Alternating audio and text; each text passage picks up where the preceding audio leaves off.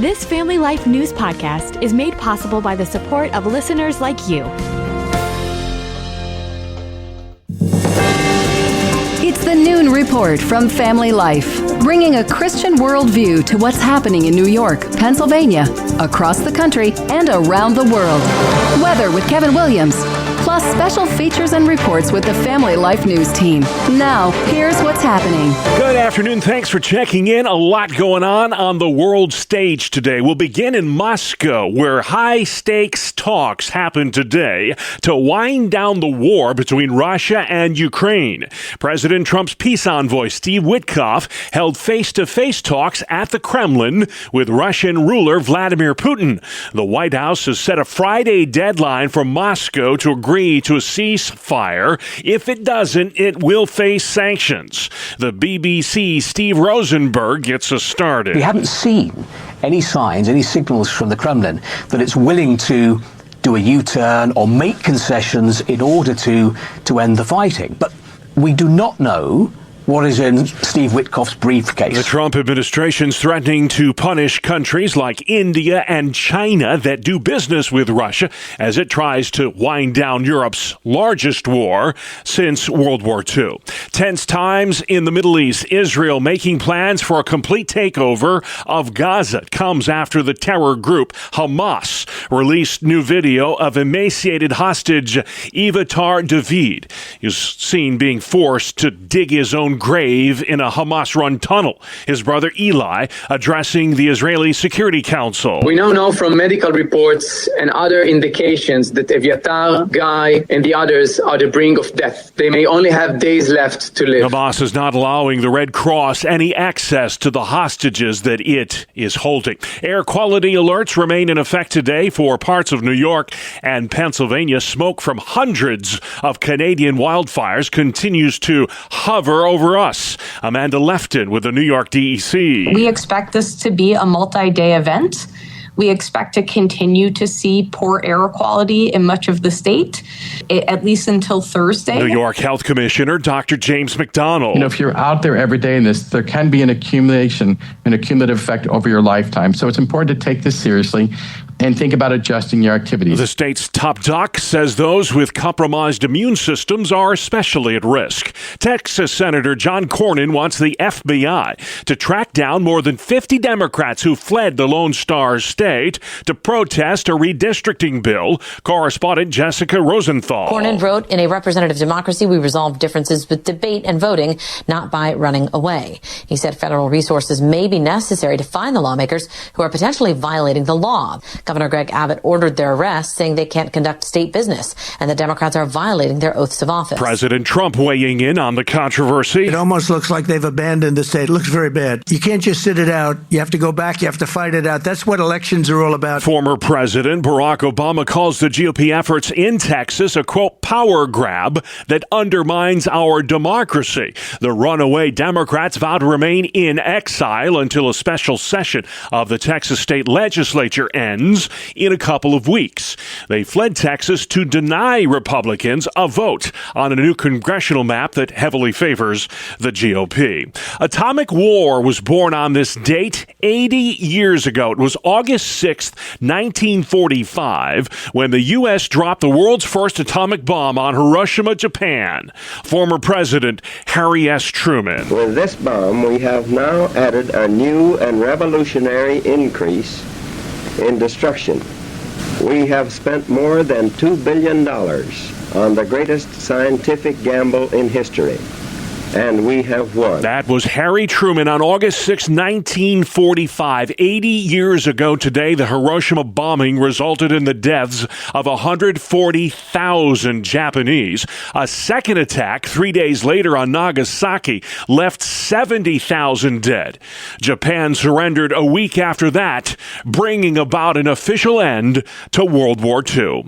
Still to come on the Noon Report, fatal shooting on reservation. Schools readying for no phone zones, and the Erie County Fair starts today. Good afternoon. I'm Kevin Williams, calling for another hazy, lazy summer day. However, a few parts of our region we'll see a shower or thunderstorm. I'll have forecast details up in 10. All right, Kevin, we'll look for you then. Let's check the stories making news where you live all across New York and Pennsylvania. 2 young men were killed in a shooting late Monday on the Cattaraugus Indian Reservation in Perrysburg, New York.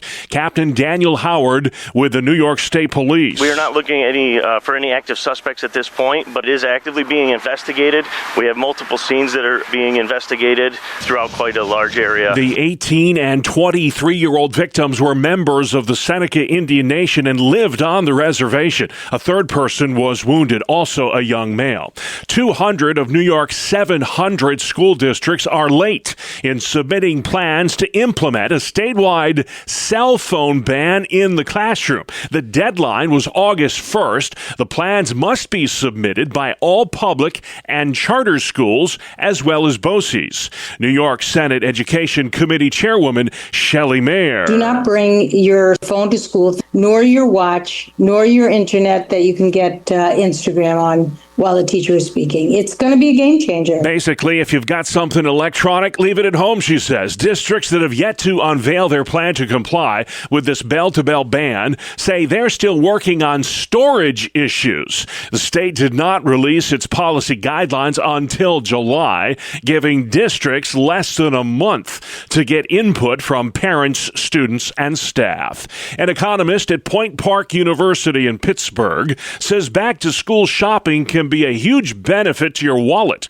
Doreen Soletti says parents should know prices on many items get lower as the first day of school gets closer. They may be able to get access to some additional clearance, some deep discounts, merchandise that has not sold that the retailer wants to turn over. But she says prices for electronics and clothing likely will not get any cheaper, and some supplies might be sold out by the time the kiddos head back to school. New tariffs on dozens of nations take effect tomorrow, and that's got a lot of local businesses wondering about their bottom line. Senate Minority Leader Chuck Schumer. Every single one of those dollars from the tariffs comes out of the pockets of American taxpayers. Schumer warning about the Trump tariffs during a news conference yesterday in Niagara Falls. John Percy with Destination Niagara says fewer people are visiting from Canada.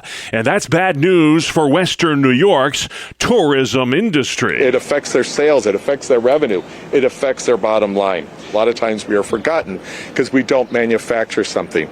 We do manufacture something. We manufacture experiences that people have for a lifetime. Local apple farmer Jeff Christ expects the tariffs will hurt his business too. Everybody will have the same problem, and eventually the American consumer is going to see the consequences of those increased costs. President Trump says the tariffs are necessary to level the playing field when it comes to trade. He anticipates hundreds of billions of dollars in extra revenue from the import tax. Former Pennsylvania Senator Bob Casey is heading to the classroom. He's joining the faculty at the University of Scranton. The Democrat left office in January after losing his re-election bid to Republican Dave McCormick. Casey is a native of Scranton and says he is grateful for the opportunity to work with and mentor the next generation of public servants. New data shows voting machines rarely malfunction in Pennsylvania. Here's Family Life's Brian Query. Pennsylvania voters experienced only scattered voting machine malfunctions in recent elections, according to a new analysis by VoteBeat and Spotlight PA. The most common problems included ballot jams, scanner issues, and error messages.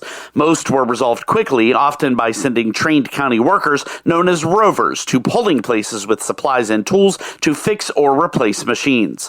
Across 3 elections, only 1,673 voters were delayed or unable to vote due to equipment issues, accounting for a little more than 1/100% of ballots cast. Counties are now required to report these malfunctions under a 2023 legal settlement, making Pennsylvania the only state with such a rule. Brian Query, Family Life News. All right, Brian, thank you very much. The third largest county fair in the country started today in Western New York. The Erie County Fair in Hamburg got underway at 11 o'clock this morning, about an hour ago. There's concerts, monster truck races, a demolition derby, and pig races. Love to see those oinkers on the move. Every ride on the Midway, by the way, has been thoroughly checked for safety. The Erie County Fair runs through Sunday, August 17th. A complete fair schedule can be found online at ecfair.org. That's ecfair.org. Sports is next. It's the 2-minute drill right here on the Family Life Noon Report. Good afternoon, I'm Randy Snavely. Bob, it was another bad night for the New York Yankees. Nate Eovaldi spun 8 shutout innings against a New York team that, quite frankly, is struggling big time. Eovaldi struck out 6 and allowed only 1 hit as the Rangers won it 2-0. Texas scored both runs in the 8th inning. Tell you, the Yankees at one point this season were 17 games over 500. Now they are at 60-54, 6.5 games out of first place. Stephen Kwan drove in what proved to be the winning run in the 7th inning as the Guardians rolled for a 3-2 win over the Mets. The Amazons are in a tailspin of their own, dropping 3 straight and 7 of their last 8. The team that's not struggling are the Philadelphia Phillies. Brandon Marsh and Max Kepler both went 2 for 4 with a home run and 2 ribbies to lead the Phils over the Baltimore Orioles 5-0. Taijuan Walker struck out 4 over 6 shutout innings. The Pirates had a hard time putting their bats on the ball against Logan Webb. The Giants hurler struck out 10 over 6. San Fran won easily 8-1. Elsewhere, Shea Langelier batted leadoff for his first time for the A's. And, you know, they may want to consider keeping him there. He had 5 hits, 3 of which were home runs. The Athletics won it easily, 16-5 over the Nats. That is a look at sports. Okie doke. Thank you, Randy. Still to come on the Noon Report, a midweek edition from Russia with love. High stakes peace talks in Moscow today. Why smoking pot is bad for your health. And a closer look at the loneliest generation. How Gen Zers are bucking the trend when it comes to technology. Welcome to Breakpoint, a daily look at an ever-changing culture through the lens of unchanging truth. For the Colson Center, I'm John Stone Street. Last week, a disturbing story broke about the fate of a child that was acquired through surrogacy. Logan Riley and Brandon Mitchell, so-called married men from Pennsylvania, had chronicled their quest for a baby on social media. And that's how the world learned that Mitchell was in fact a registered child sex offender due to highly indecent behavior from a decade ago. Though forbidden from unsupervised contact with a minor, he was still somehow able with his partner to buy a baby. As Katie Faust of Them Before Us often reminds us, nothing that these men did to acquire this baby was illegal. In fact, it's an extra-legal situation. As Faust posted about this incident, and I quote, "This horrifying case of a pedophile acquiring a surrogate boy is opening a lot of eyes. This is an adoption, and that's by design. No part of this process considers the best interests of the child. It's a market-based delivery system for any and every adult to acquire children," end quote. In fact, there are 2 interrelated systems at work here that produce this horrific result.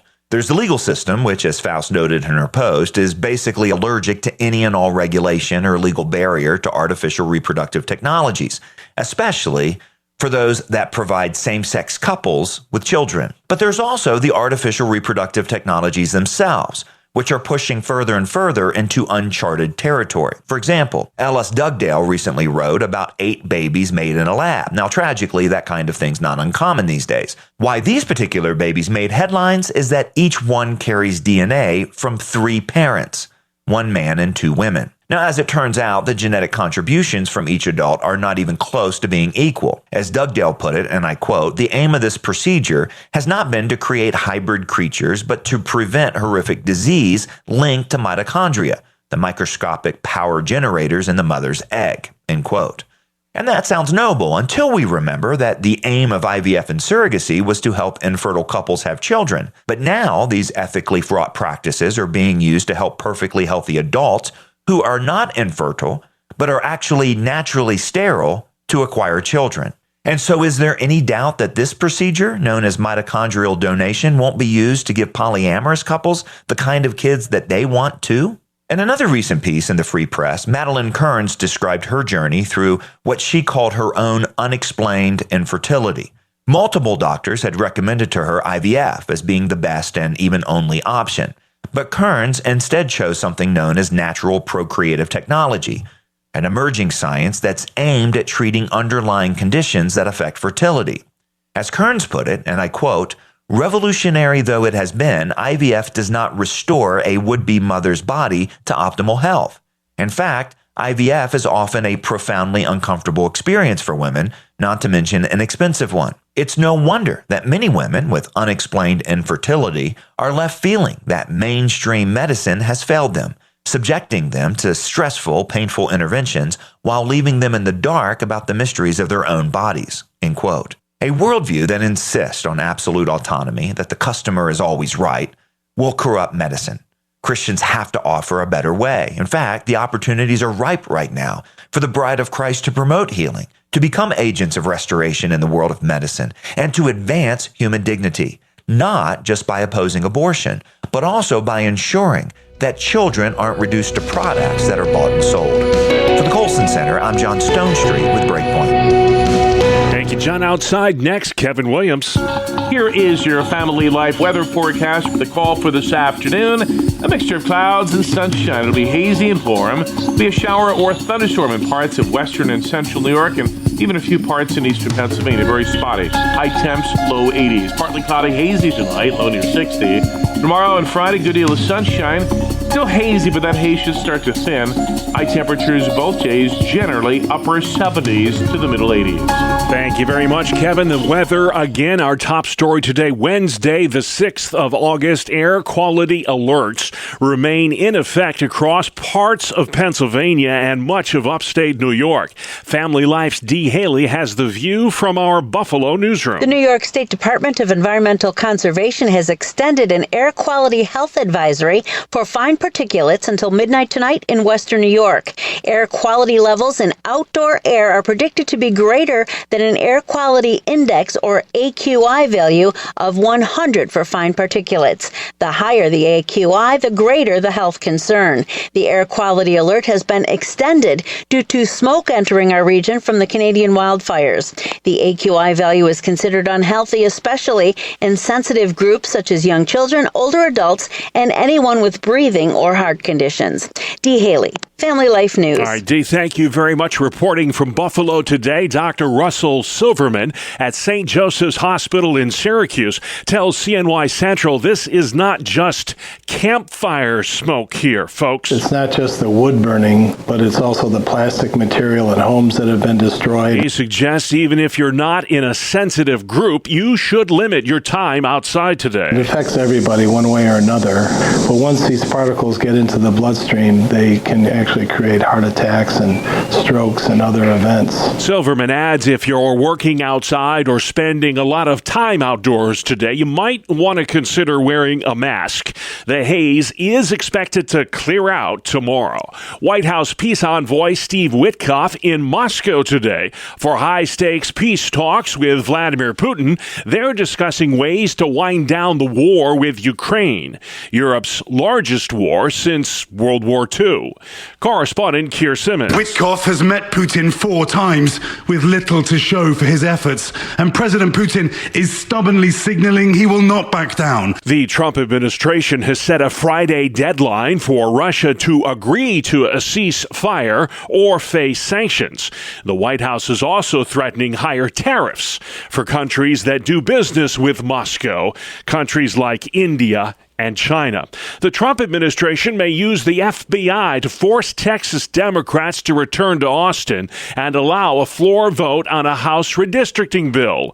More than 50 Democrats have fled Texas for other states to protest this gerrymandering effort. Reporter Ryan Chandler says this redistricting arms race is going national. Texas Republicans sending state troopers to arrest absent Democrats who have found refuge and backup in blue cities like Chicago, New York, and Boston. If you want a showdown, well, you're going to get a showdown. That showdown stalling work back in Texas on Tuesday, where Republicans are powerless to make progress on their new congressional maps without a quorum. We have the opportunity for 5 Republican seats to make sure President Trump can get his America First agenda across the finish line. And you're willing to arrest Democrats and compel them back to these chambers? Absolutely. That showdown sparking a backlash, with a number of majority Democratic states promising mutually assured destruction through partisan redistricting of their own. The exiled lawmakers are not expected to return to Texas until that special legislative session ends in a couple of weeks. First, there was Alligator Alcatraz in Florida. Now there's the Speedway Slammer in Indiana. Plans are in the works to construct a 1,000-bed detention facility for dangerous illegal immigrants in the Hoosier State. Homeland Security Secretary Kristi Noem. They don't belong in this country. They never should have been allowed in under the Biden administration. And so that's what this facility is in Indiana. And we're so grateful for the partnership that we're building with governors. We've got several of these facilities that'll come online soon. And it really is meeting a need that our country has to clean up our streets. The so-called Speedway Slammer would be located at a federal detention facility about halfway between Indianapolis and Fort Wayne. The name is a nod to Indiana's racing culture. The Trump administration is cutting $500 million in funding for vaccine development. Health Secretary Robert Kennedy Jr.'s ordered 24 vaccine projects canceled. These are projects that target flu and COVID viruses. The vaccines for those viruses are credited with helping save lives during the pandemic. CBS News medical contributor Dr. Celine Gounder. What the advantage of mRNA is it's much faster to make than a protein vaccine. It's much more efficient.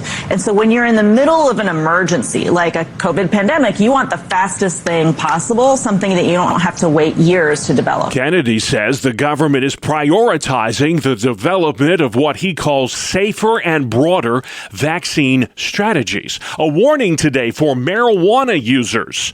Reporter Deborah Rodriguez. A new study from UC San Diego finds that frequent pot smokers are 3.25 times more likely to develop oral cancer within 5 years than people who don't smoke weed. A study co-author points out cannabis smoke contains some of the same carcinogenic compounds as tobacco smoke. Half of the states in these United States allow recreational marijuana use. 40 states permit pot for medicinal purposes. A California woman is recovering today after getting stuck in a chimney. How'd that happen? Well, this happened yesterday at the San Fernando Recreation Center. Firefighters found the woman stuck about 3 feet down that chimney. They lifted her out using a fire truck ladder.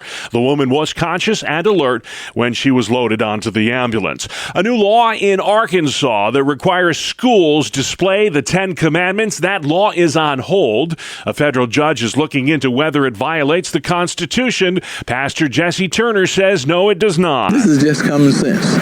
Common sense to help students learn how to respect their parents, learn how to respect their peers. Some families are suing Arkansas school districts, claiming the law violates the separation of church and state. Well, contrary to popular opinion, Gen Zers, those born after 1997, they are demonstrating more of a willingness to return to in-person work. And you're starting to see this behavior not just in the workplace, but we're ditching our dating apps and bringing back in-person speed dating events.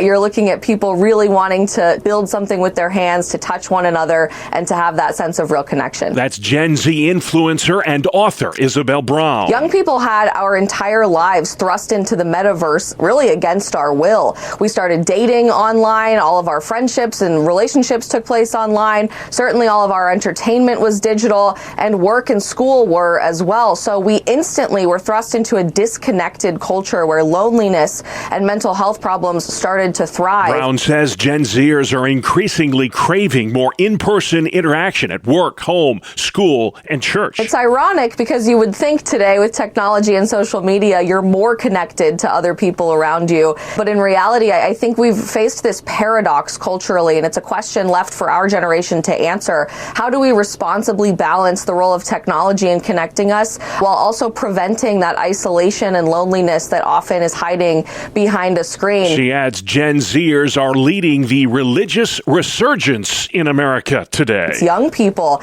that are flooding church pews on Sunday morning and having mass baptism events on our college campuses. That real sense of community with the people around you can never be replaced by an algorithm or a social media feed. That's Isabel Brown with Turning Point USA. Her latest book called The End of the Alphabet: How Gen Z Can Save America. You're tuned in to the Noon Report, a midweek edition on Family Life. Welcome to Family Life's Inside Out, where we look at how God transforms his people from the inside out. I'm Martha Manikas Foster, and today we'll be looking at some of the very adult pressures that girls face as they grow up. My guest is Dr. Danny Huerta, author and licensed clinical social worker who serves as Vice President of Parenting for Focus on the Family. So Danny, what does it mean when people say that girlhood is being sexualized? Yeah, so I have a daughter. She's 18, and I've worked with a lot of young girls that have been in this culture that tells them that one of the most important things they can do as a teen girl is to be sexy, to be attractive on the external side, and their whole purpose is to attract a guy. And what I've seen with my daughter is her wrestling match with what culture's saying, what friends are saying, and the way they dress, and the way they act, and what they're talking about, and then what we're talking about in the home, and then what we're talking about within the church. And all of us, but girls and women specifically for the conversation we're having now, all of us are more than sexual objects. But even just on a human development level, what kind of pressure does a girl, a child, or a teen, what kind of pressure does she feel when what she wears and what she plays with has a sexual meaning to others? So I've decided it's pretty, but it communicates to other people who see the code or see what the message is that maybe I don't see as a little girl. Yeah, that's a great point. There's a whole psychology of dress, where they explore the psychology of how people feel with what they wear, and then how we interpret one another. There's a lot of communication with color, with the way we dress, certain clothing, that'll get you the attention you're wanting so that you fulfill those four thirsts that are so common to humans. And that is, I belong, and then the other one is, I have worth, I'm competent, I'm good at something, and people can admire me. And then the other one is the sense of autonomy. I can make my own decisions. I'm grown up. And to add a fifth is a sense of safety. I'm safe because people are looking at me. They admire me. There's this false sense of being loved by someone when really a girl's being consumed. For the youngest of girls, parents and aunts and uncles, we can decide not to purchase fishnet stockings, for instance, for our kindergartners or dolls that wear them. But the environment around the girls, as you've mentioned, that doesn't change because we're choosing not to buy toys that are sexualized or that encourages sexualization of our girls. So what do you recommend for parents of the youngest girls who want their daughters to, have time to be girls before they grow up? But of course, as parents, we don't want to cloister them from the environment either. Help them find a variety of interests, and when you give them feedback on who they are, there's a tendency for a lot of people to say, "Oh man, you're so beautiful. Look how beautiful you look." And it's all about that. And that's when they get the feedback, the most feedback and the most energetic feedback. And it doesn't mean you're a bad person if you've done that or you've damaged a young girl. But what you can do is expand that and say, "Man, I love that thought," right? "I love when you do this," or love a variety of things, and show that excitement of what you're discovering and who they are. And then take time for a relationship, just hanging out with them, playing things they're interested in to show that love and attachment, and developing that attachment with them. And then having very clearly defined boundaries on what shows they watch, what movies they watch, if they're going to have social media or phones, what friends they're choosing to have when they start in preschool and kindergarten, and where they're going. It's okay to have rules. Those are very loving things to do for our young daughters. And help them learn contributor and consumer from an early age. Who are contributors in life? Who are the ones that actually care about others and are loving and are kind? And then you model it, right, in your home. You model what you're going to teach. So be looking at the different ways that you can create that environment that goes beyond the external beauty and goes deeper. And when you're looking at toys, help to redirect. So if you say, "No, let's not do that one. Let's do this one instead." With young girls, they need the instead. Instead of just saying, "No, we can't do that. No, no, no." You go no and then the yes. So what is it that you're defining is a toy that she could be playing with and is more appropriate? And there are plenty of toys to choose from. It does take some energy, and many parents are burned out and tired. But this is a worthwhile one to really dig into and help define for your girls that sex isn't bad, sexuality isn't bad. It's something beautiful, but with the right definition from a biblical worldview, and then help them understand that there's a lot of fashion that can be really fun to explore, and then there's fashion that communicates the wrong message. Good stuff there from Dr. Danny Huerta at Focus on the Family for this week's edition of Inside Out. You're tuned in to the Noon Report for Wednesday on Family Life. Good afternoon. Here is your Family Life regional weather forecast. We're still being covered in some hazy smoke from wildfires in Canada. The difference today is a few of us will catch a shower or a thunderstorm this afternoon that'll temporarily cleanse and cool the air a bit. Otherwise, as we head into the weekend, more warmth, more sun, but less haze, the expectation. The call for this afternoon, a mixture of clouds and sunshine. It'll be hazy in Florham. Be a shower or thunderstorm in parts of western and central New York, and even a few parts in eastern Pennsylvania. Very spotty. High temps, low 80s. Partly cloudy, hazy tonight, low near 60. Tomorrow and Friday, good deal of sunshine. Still hazy, but that haze should start to thin. High temperatures both days, generally upper 70s to the middle 80s. All right, thank you, Kevin. Finally, Noon, if you drink a lot of coffee, you could be hearing things, things that aren't really there. Kind of spooky. A study out from Australia today links caffeine use to auditory hallucinations. Correspondent Bree Tennis. The science shows auditory hallucinations, hearing things that are not there, can appear in people who consume 5 or more cups of coffee a day.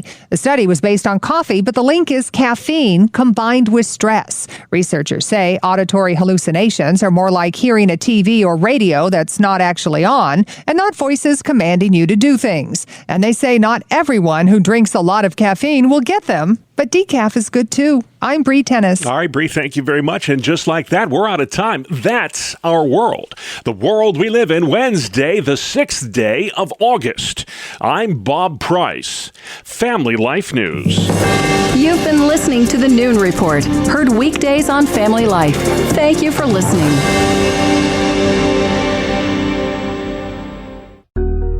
Thank you for listening to this Family Life News podcast. If you've been encouraged by what you've heard, please share it with others and click the subscribe button to automatically receive future episodes. Family Life is a listener-supported ministry. Podcasts like this are made possible by your financial partnership. Find out more at familylife.org.